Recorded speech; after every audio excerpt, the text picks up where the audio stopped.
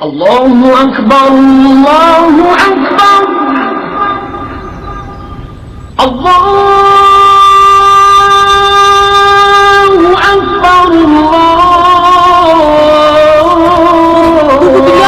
Bilal, benim arkadaşım biliyor mu? Allahu Ekber. Eşhedü en la ilahe illallah.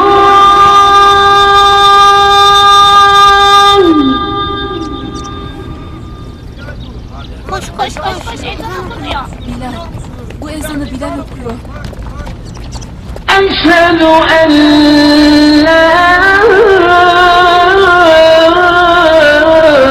ilahe illallah.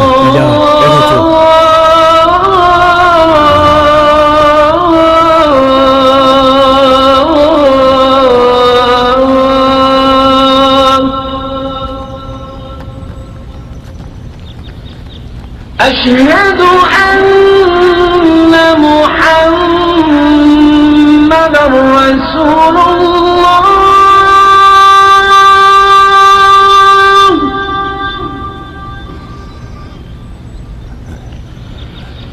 أشهد أن محمدا رسول الله.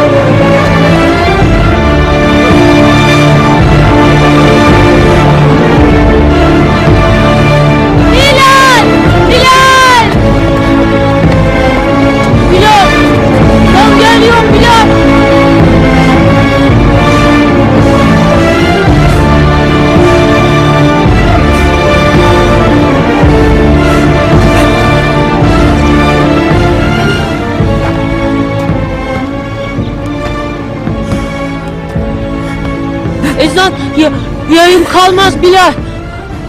Ben okuyacağım. Hayy alassalam,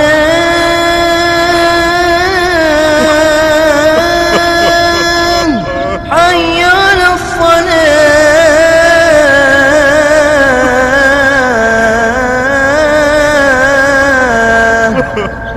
hayy alel felah.